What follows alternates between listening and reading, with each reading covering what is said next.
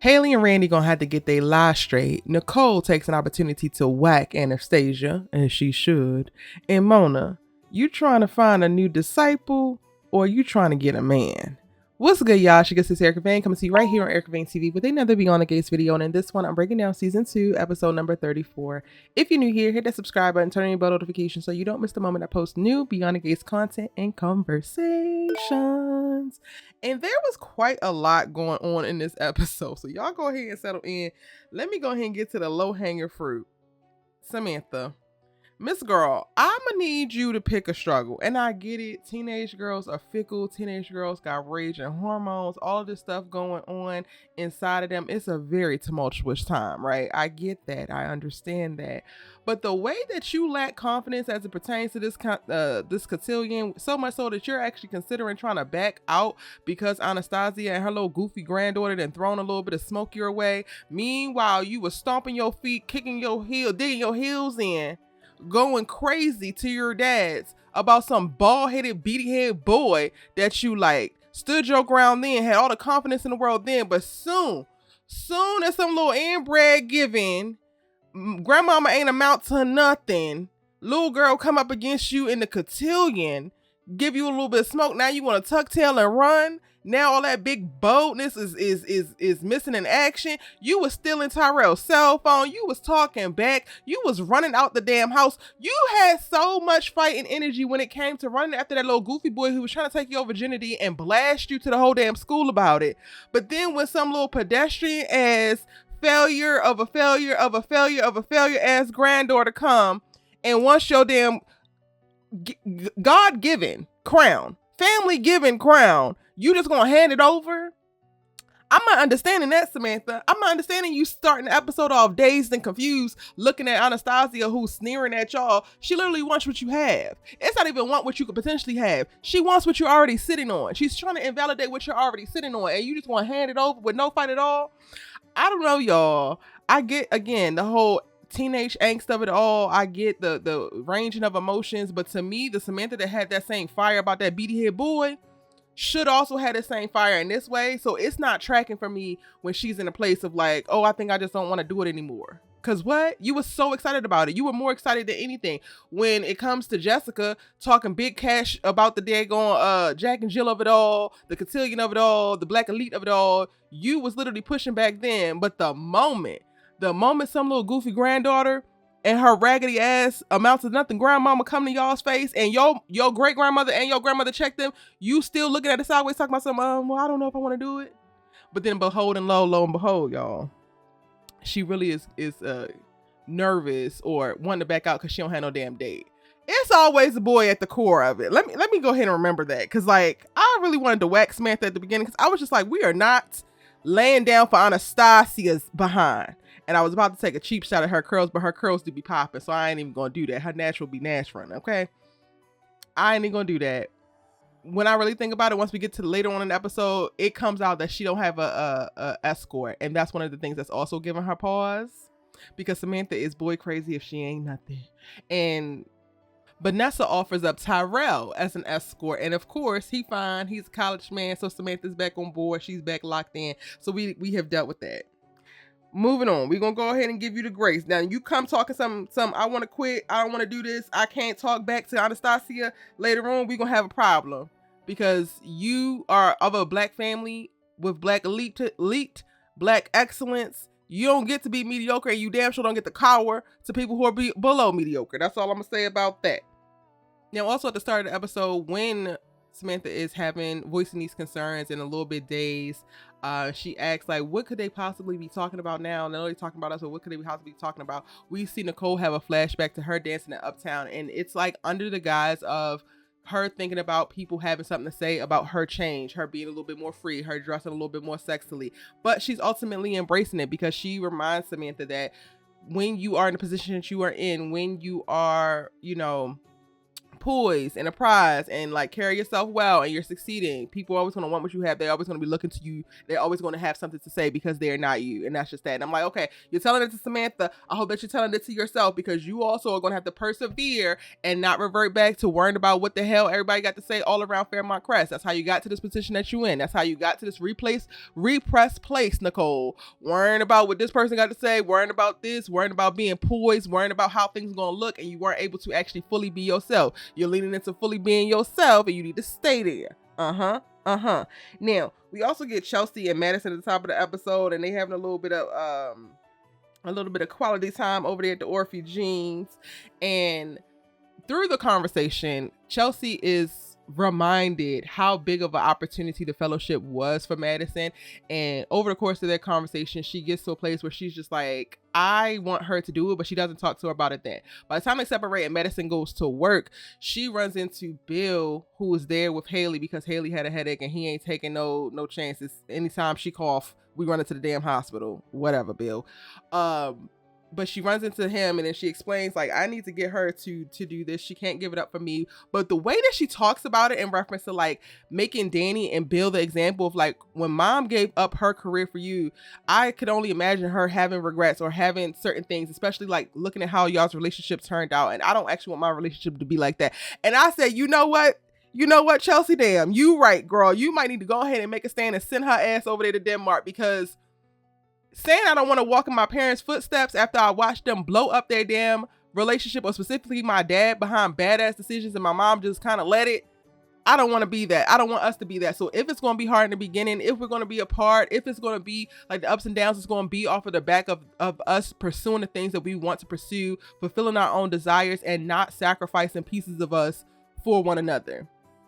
To which Bill gets inspired, and I thought that he was calling to make a couple calls to try to atone for some stuff to Dani. I just knew that call on the other end was going to be him doing something for Dani because he felt guilty after Chelsea laid out what went down in their relationship the way that she did, because she did it so expertly, okay?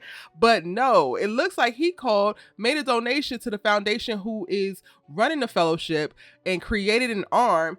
The stipulation for the donation is that they had to create an arm in DC so Madison can do the fellowship, but in DC. So she gets this opportunity. They get to stay together, and Big Daddy Bill comes through to save the damn day. And by the end of the episode, it seems like Chelsea has put 2 and 2 together of like how this actually happened, because Madison's like, she gets the call, they tell her all of this, and she's like, I cannot believe it. Oh my God. And she's so excited, which ultimately gives Chelsea the validation that she needed, and like she was right to try to push the issue anyway before she can actually make this like ultimatum to Madison. That call comes through, and then it just kind of works out. But how excited Madison is to still have the opportunity and to be able to stay with Chelsea tells her all that she needs to know. And I absolutely love it. Like, that for me was such a wonderful little quick story win for these characters within the confines of one episode. And I'm very interested to see how this actually like impacts Chelsea and Bill's relationship. They don't have a bad one, right? Like at the start of the series, it was a little rocky because both Naomi and Chelsea resented Bill for how he did their mother.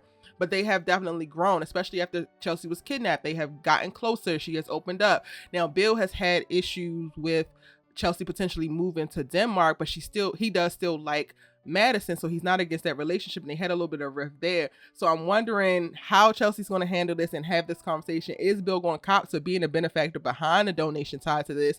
We actually get the little Easter egg of it before it's the call to Madison in an episode. We get to see him on the phone on the tail end of the conversation talking to Caroline about getting something done. And he's like, I don't care about the donation minimum, and he kind of like keeps that from Hayley a little bit, and like just tells her, oh, it's something to help Chelsea. But I'm really looking forward to seeing what this does for their relationship.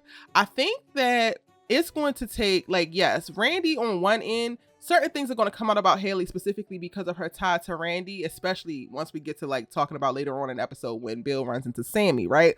But this also makes me feel like him making a donation for Madison to get this position or this opportunity here in DC feels like it's going to bring him closer with Chelsea. And I think that he's going to need Chelsea or Naomi or the both of them and how they actually see Hayley to also blow up what her spot is and what the hell she has going on. It's not just going to be Randy and Lynette make a misstep and then everything is found out. For some reason, I'm leaning towards Bill is going to start to see who Hayley actually is through the eyes of his kids. And I ain't mad at that at all. Now, staying with Bill and what he did in this episode, Hayley just wants to go back to Uptown so bad because she, again, cannot stop cutting off her nose to spite her face. Why would she go back to the scene of the fake crime? But when she does, she walks in and there is Joey and Randy talking. But Bill knows Randy to be Sammy, the man who saved her during her miscarriage when that fake moment happened. So now it's up to Joey to not bust up the lie and tell Bill who this actually is, which he doesn't do. He goes along with the whole Randy is actually Sammy because he wants to hold this over Randy's head, and he's also still trying to get a good grasp of like what's actually going on and how he can use this to his benefit, which is why I think that he didn't blow his cover. But honestly, Hayley, like, you literally brought this on your damn self. Bill wants to check in once he notices that Joey is there and like, where y'all at with like finding the person who attacked my wife, and Joey lets him know like, I got my best person on it, but doesn't say who the damn best person is, and also tells him that Sammy is just a person who be at the damn casino. This is going to blow up in Hayley's face so hard. Like, I could only imagine what Joey is going to do with this damn information. Like, I totally see in the coming weeks us getting Joey running down on Hayley again. I don't think he's going to extort her for money because he's not hurting for money or anything like that. But he is going to come to her and she's going to have to do something for Joey at some point, which is also going to, again, it's so many little landmines being laid by all of her lies and things coming back to bite her, because she made a big deal when they were at the hospital earlier in the day about how she don't want Bill involved with Joey and she don't want Bill to go to jail. So she made this big old thing about stay away from Joey. But I think that Joey is going to hold this over Hayley's head, and at some point Bill's going to see her talking to Joey, and it's gonna be like, well, what the hell with that? Now, also, y'all, another thing that came up when she was making this big old claim about, well, do y'all know where each other's bodies are buried, and why would you get involved with Joey? I said, oh my gosh, she's going to try to use this. Maybe we're about to get off of the whole she's going to try to kill Bill to get the insurance money type of thing, and now we might be going to a place where she's going to try to send his ass to jail. She's getting another potential scapegoat out. If things go crazy, she now knows, like, Bill and Joey know each other's dirt, know whatever is going on. So if Joey comes to her on some bullshit, she will be able to pull this card as well. But the key about that would be, will Joey ever turn on Bill? It doesn't seem like he ever would, but y'all, they're doing a really great job of like creating potential webs for them to tap into when it comes to the storytelling, and I'm here for it because my mind is just percolating. It really is just percolating.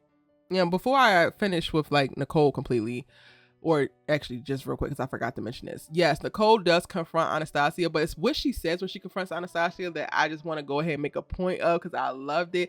She said in her experience, from what she has seen, people are often projecting their failed dreams onto their loved ones or onto people around them in the hopes that they can actually recoup the damn failure and like not actually be a failure in that person's life when they were already a failure in their own. It's like, absolutely clocked you and seen.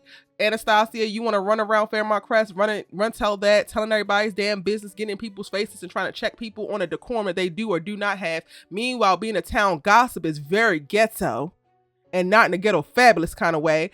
But you didn't mess up when you walked up on Nicole. Because she's a whole psychologist out here.